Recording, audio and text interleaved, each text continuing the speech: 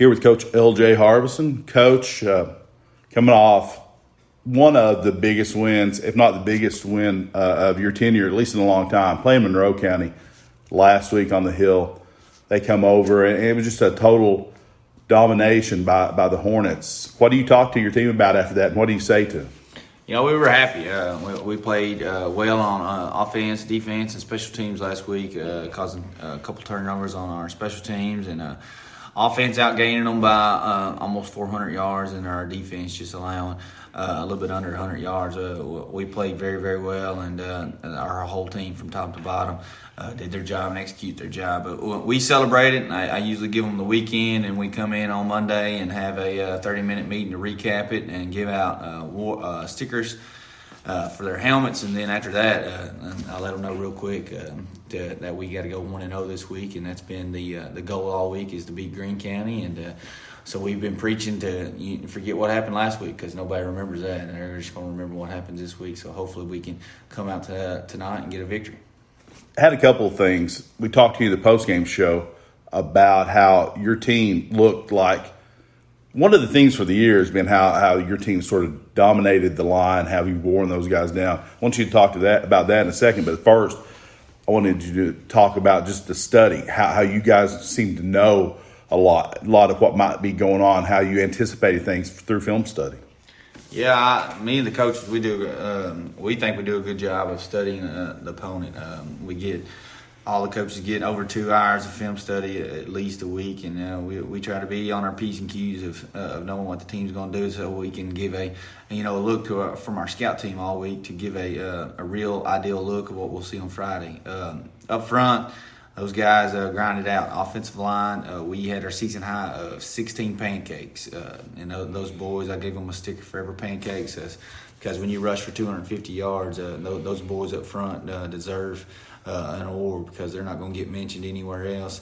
And they played great up front, and there was big gaping holes that we had 3 running backs, or 2 running backs over 100, and another one very, very close. So that's hard to do in high school football when you have that kind of a running game and a running attack. And it made our passing game as well open up, because when you can't stop the run, and it opens up big holes in the passing lanes, and that's what you saw on Friday.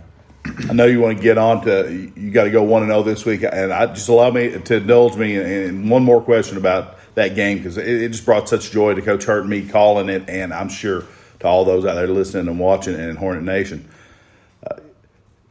Looked like an abundance of weapons are starting to be developed on the offensive end. Peyton Dial hit numerous receivers. You talk about the passing game opening up. You had the 2 runners, plus Mikey Bennett even comes in and has a couple of really nice runs. So if you could just talk about how you're developing those weapons, and what do you hope to do with them in the future? Yeah, we like to be a balanced attack, and he hit 5 different receivers, and we had 4 running backs with over, I think our least running back had 35 yards. So our guys know that when they get the ball, it's their chance to shine, and with that many people getting the ball, you got to do your job. And we actually have some guys that's looking to get on the football field. They've had excellent weeks of practices, and when you got competition in practice to push you along, that's what you see. You see some playmakers on a Friday night, and that's what we've been seeing, because they know there's somebody's behind them ready to replace them. So when you get your number called, you better be shining, because there's a guy right off the bench that's going to take your spot. All right, district win last week, going on the road this week to Greene County for another big district game. What do you expect to see from the Dragons? This will be their Super Bowl, because they're 0-2 in the district, and I think this is their last home game for district play, so we're going to get their best shot. They've been injured at the quarterback position all year, and they finally get our starting quarterback that played last year back, and he played half the game last week, so I'm assuming he'll play the full game this week. And it's always a hostile environment over there to play at Greene County, even with the limited amount of fans.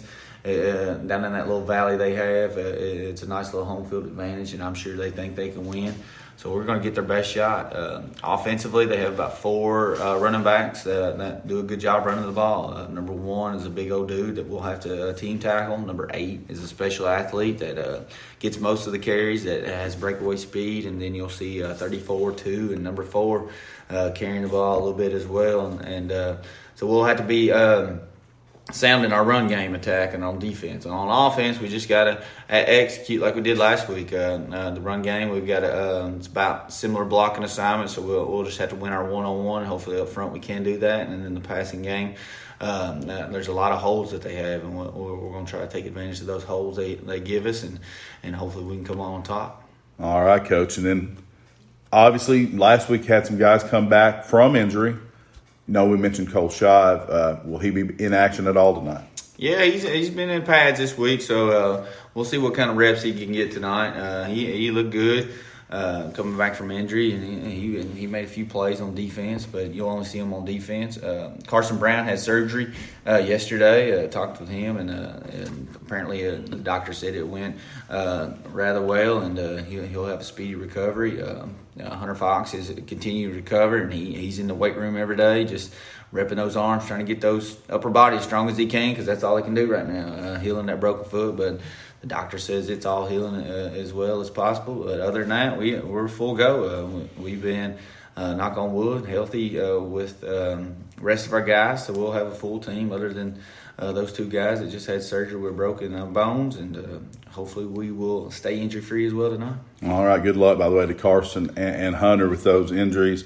Good luck to Cole getting back on the field tonight. I know this week it's probably a little rough on him getting back to practice, but I'm sure it's just going to be so good for him, and he'll feel so good to get a few plays under those Friday night lights. Oh, for sure. When you go through the heartbreak of one broke bone, and then you work hard to come back and then break the same exact leg in the same spot, that's rough on a high school kid, especially when he had a breakout year last year on our defense and offense. And I'm excited for him to get back on the field. He's excited. I think his family's excited, but hopefully the weather and the rain will hold off tonight, and it'll be an enjoyable Friday night. All right, just one more time, Coach, I want to say congratulations, and you and your team made Hornet Nation proud. We do every week, but last week is extra special, and good luck tonight at Greene County. Yes, sir. Thank you.